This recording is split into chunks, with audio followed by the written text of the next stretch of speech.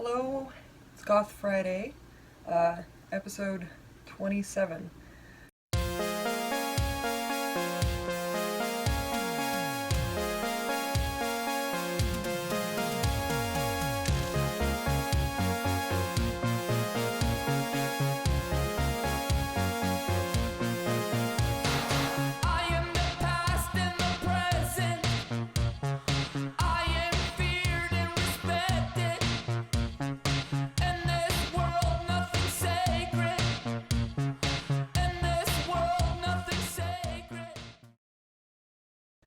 I want to make a shameless promotion for my class, and I kind of am going to.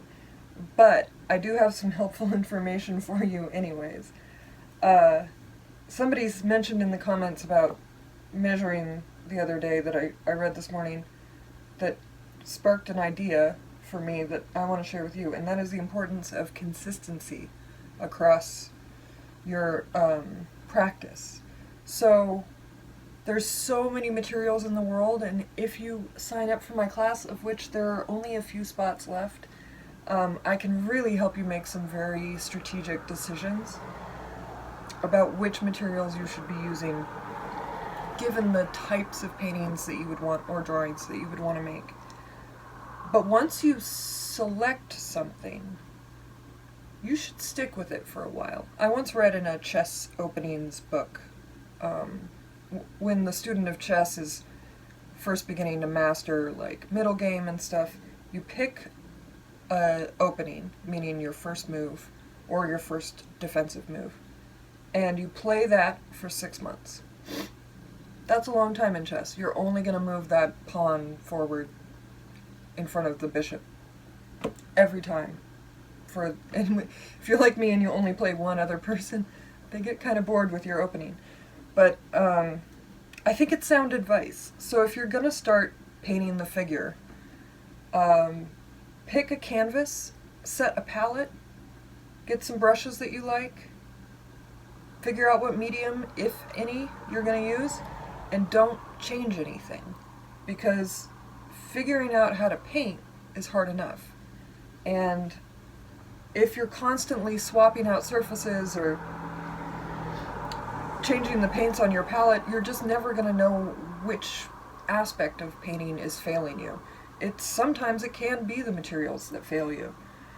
But if you set them as a constant, think of it like a scientific experiment. If you say, these variables will not change, so that I know the next painting that I start is going to go exactly like this painting went, at least in terms of materials, then that's one less thing you have to troubleshoot to see what failed, because you will fail. So that is the soundest advice I could give any intermediate student of art. I even employ it in my professional practice, which is I make a batch of panels and I know exactly how they're going to behave.